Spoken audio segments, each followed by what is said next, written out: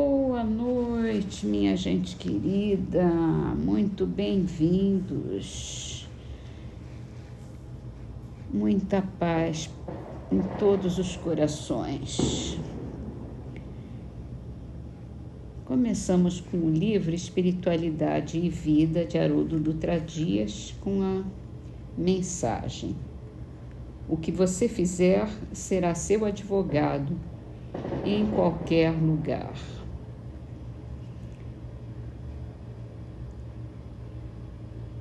Seu advogado de defesa ou de acusação, depende do que você faz, não é verdade?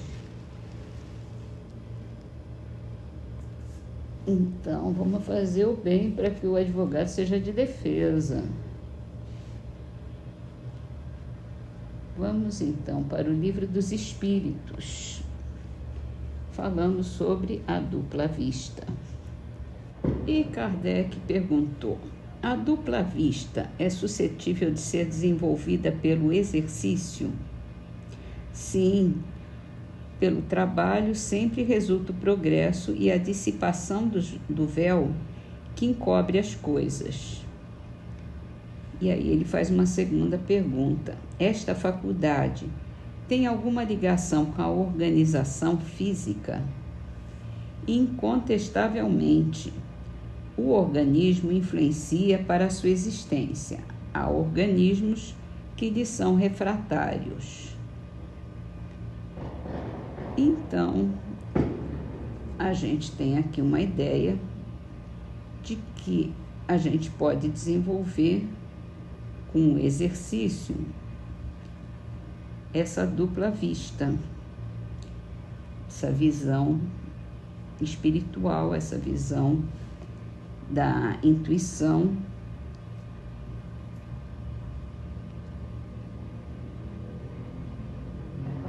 E qual é a organização física? Ele não diz aqui exatamente o que impede, mas provavelmente é um organismo mais grosseiro, né? Que não... ou não, né? Pode ser que seja algum tipo de prova, alguma coisa de... que a gente sabe que em todos os povos teve sempre essa exploração de uma visão espiritual de alguns elementos. Então, tem exatamente a ver com o tipo de organismo, né? Deve ser alguma coisa mais sutil. Bom, já que não sabemos, vamos em frente. Vamos para o livro O Evangelho segundo o Espiritismo, também de Allan Kardec, falando sobre a estranha moral. São passagens que, à primeira vista, são incompatíveis com os ensinos que Jesus deu de amor. E esse de hoje chama-se Abandonar Pai, Mãe e Filhos. Se refere à passagem de Mateus, capítulo 19, versículo 29. São 3 passagens bíblicas. Em Mateus é assim: aquele que houver deixado pelo meu nome sua casa, seus irmãos ou suas irmãs, o seu pai ou sua mãe, ou sua mulher, ou seus filhos, ou suas terras, receberá o cêntuplo de tudo isso e terá por herança a vida eterna. Em Lucas, capítulo 18, versículo 28 a 30. Então disse-lhe Pedro: quanto a nós, vê que tudo deixamos e o seguimos?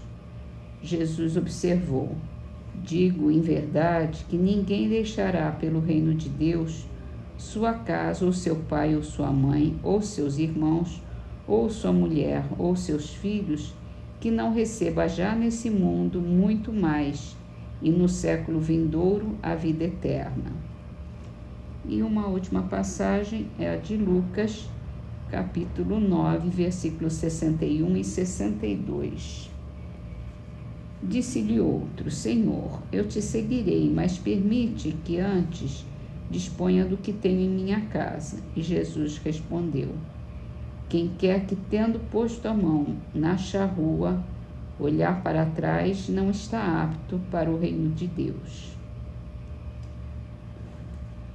Sem discutir as palavras, devemos aqui procurar o pensamento que era evidentemente este: os interesses da vida futura prevalecem sobre todos os interesses e todas as considerações humanas, porque esse pensamento está de acordo com a substância da doutrina de Jesus, ao passo que a ideia de uma renúncia à família seria uma negação dessa doutrina.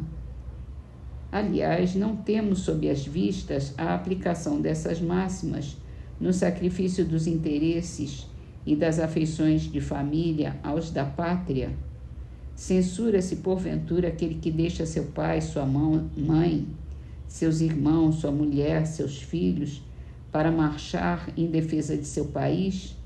Não se lhe reconhece, ao contrário, grande mérito em arrancar-se as doçuras do lar doméstico aos liames da amizade para cumprir um dever?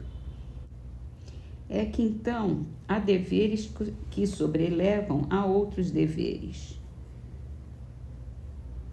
Não impõe a lei a obrigação da filha deixar os pais para acompanhar o esposo?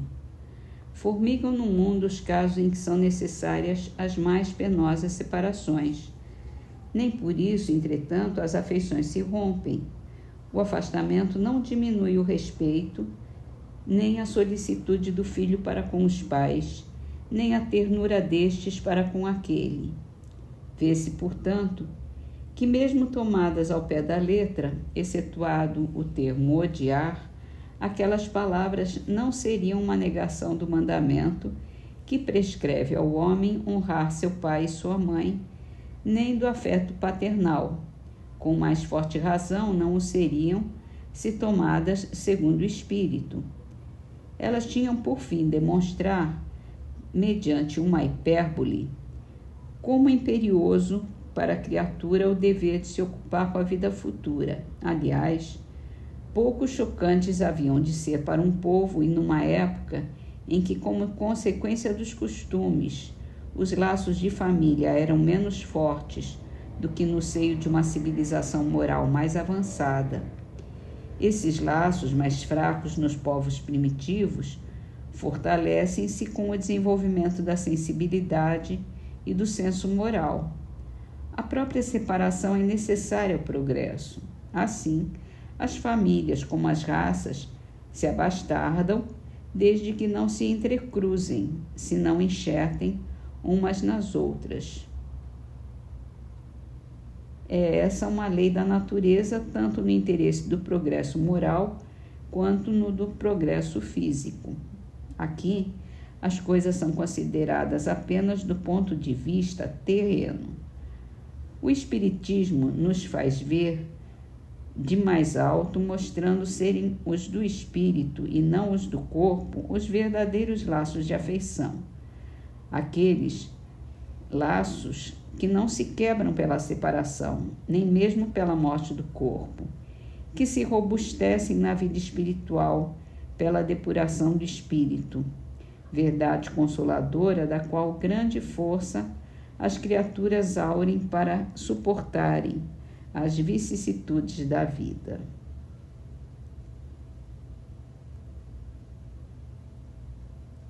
Então fica bem claro, né, que abandonar, quando Jesus fala,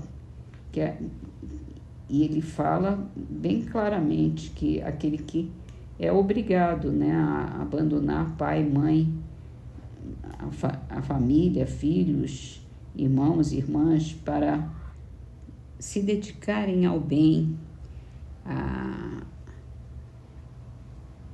ajudar os outros, a a seguir Jesus, né, principalmente, vai ter uma recompensa muito maior. E ele diz, aqui mesmo neste mundo, e mais a vida eterna. Quer dizer, a vida eterna é a evolução espiritual maior. E muitas vezes isso faz parte da nossa vida. A gente tem que fazer opções, fazer escolhas de carreira, de relacionamentos, e isso,